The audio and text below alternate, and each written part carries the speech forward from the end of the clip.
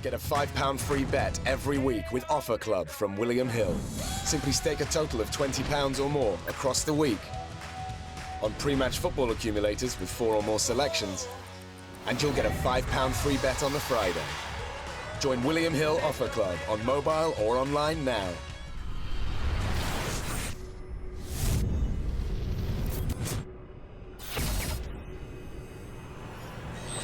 This is KUGAN CASSIUS Rifle TV in association with Macklin's Gym Marbella at the Liverpool Echo Arena for Bellew Flores. With me, not fighting tonight obviously, Martin Murray.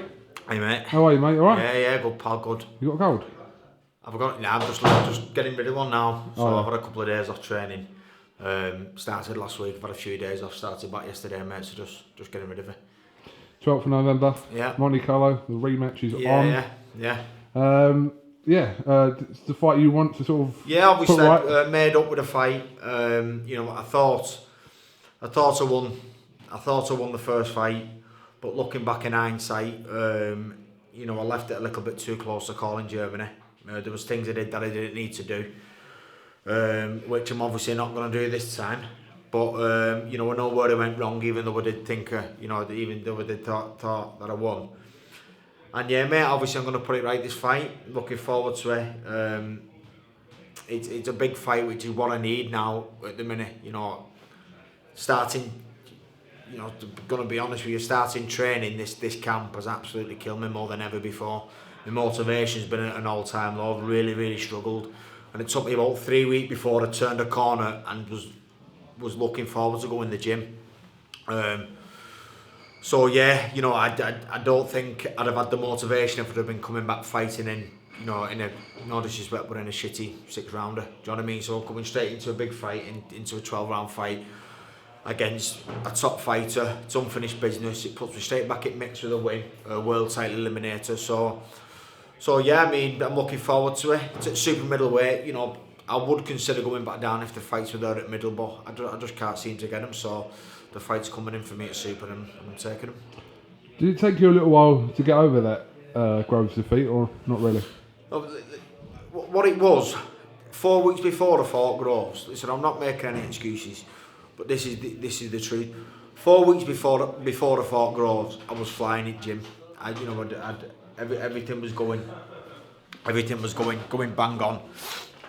The gym, the training, the sparring, everything was absolutely perfect. And if I'd have fought him then, it'd have been a completely different outcome than the outcome that it was when I fought him. But what happened was I trained all year. So 4 weeks before, I fought in May, trained straight through from May, from my fight early May. And come, another 4 weeks I peaked, end of May, beginning of June I peaked and I was flying.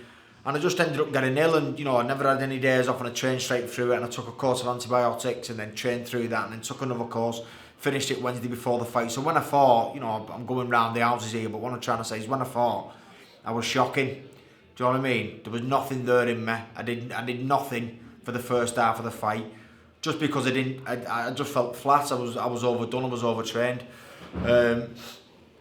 So obviously when I got beat, I still thought I was going to win, and I nearly did. Right, mate. I nearly spun it on its head, feeling the way I felt. So yeah, I mean, I wasn't expected to lose. So when I did, it did take a lot out of me. I had a good break. I had a few holidays with family.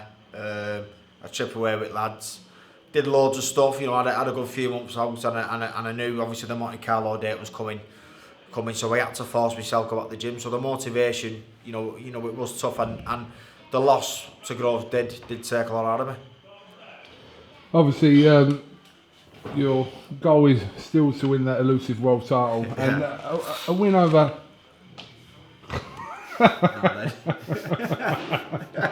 What's his name out of The Shining? A win over Abraham on the 12th of November can definitely put you instead for getting another shot.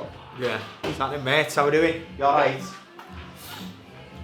It's like celebrity corner, isn't it?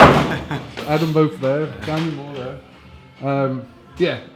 Win that fight on the 12th, and you've got. It puts me straight back in the mix. Yeah, which is, I'm far from done as a fighter. it's just not worked out right for me. We've just never got it right, and when we do, we know that them wins against them big fighters, they will be there. You know what I mean? I'm not making any excuses or crying over spilt milk out, but you know, I should have been a world champion at middleweight. It just didn't work out for me that way, and you know, like I said, I thought I won against everyone at super, and it's just been one of them things. It's just the way it is. It's just boxing, the politics of the sport, and you know, I don't grumble about anything like that. But you know, we've just not got it right, and when we do, we know that I know that world title's still there. You know what I mean? So this is my way back in. I win against Eubank, I'll put me in mid against Ramirez, I think it is. Verdi's a very good fighter, but so am I. So you know, I'm not bothered. I'm at the stage in my career, you know, I'm experienced enough. I'm not bothered who I fight. It doesn't bother me. You know, I prefer the big fights than the little in between fights, the 6 rounders. So yeah, I mean, I win there against Eubank, puts me straight back in the mix, and it's still, you know, it kind of, when I lost to Groves, the goal of becoming world champion, you know, slipped away a bit further away. You know, I win against Eubank just brings it that little bit close to me. But I know it's definitely still there, and it's within my grasp. But this win, you know, it's a must win for me against Eubank. In the past, we've seen this Twitter exchange between you and Mr. Eubank Jr. Where does that fight sit with you at the moment? Well, to be honest, I mean, you know, like I said earlier, I've been trying to get the fights at middleweight. You know, I'd love. I'm saying I'd love it. You know, it's you know 6.5 dozen other, because I would love a big fight at middleweight, but you know, the motivation of actually, like I said, it was hard for me training, so getting down to the weight. You know, I won't look forward to that, but the challenge of a big fight at middleweight for me definitely appealed to me, and there's only been a little, you know, tit for tat stuff. I forget how we started now, but it's all. I've forgotten as well, to be honest. It's all bollocks in it, but yeah, I mean, obviously I'd set that fight, but you know that Eubank and Eubank's team are only gonna accept that fight when they think they can beat me, and that fight's been put to them, and obviously they've not took it. So obviously, my opinion is they don't think that they're ready for me, yeah. But yeah, I mean, I would take the fight, but like I said earlier, they're not there for me at middleweight, and that's why I'm fighting at super at the minute. So I mean, yeah, you are fighting at super middle, but the fight would have to appeal to you in many different ways at middleweight for you to think, right. Yeah. But after the Golovkin fight, I moved up for 2 reasons. One, it was killing me mate weight, but the other one was I didn't want to go back down to middleweight, making the weight in meaningless fights. You know, I wanted the fights where they meant something, where I could go down and fight for a title. You know, I didn't want to kind of fight in pointless fights, making 11 stone 6 with nothing at the end of it. I knew by moving up, I knew there was a world title shot there for me, which I couldn't really see after the Golovkin fight, and that's why I moved up. So, you know, if I did get the opportunity for a big fight back down there and a big meaningful fight, I'd definitely consider it. It wouldn't be easy making the weight, not at all. But it's quite difficult for me because, like, I piss making 12 stone. Right, mate. I piss making 12 stone, but it kills me to make 11.6. You know what I mean? I'm like stuck in between 2 weights. 11 stone 10 would be the perfect weight for me, but obviously it doesn't exist. So yeah, I mean, like I said, I'm at super at the minute, but you know, only because the big fights at middleweight aren't there for me. I remember you getting a little bit of stick for having your opinion before the Golovkin fight. Yeah. Obviously that was before the fight. Yeah. Watching the fight and seeing how that played out, you stick with, you know, what you were saying before the fight. Yeah, obviously I took loads of shit on Twitter, but it doesn't bother me whatsoever. All right, mate. It doesn't bother me whatsoever. You know, I was just giving my honest opinion. It didn't mean that I wanted Golovkin to win.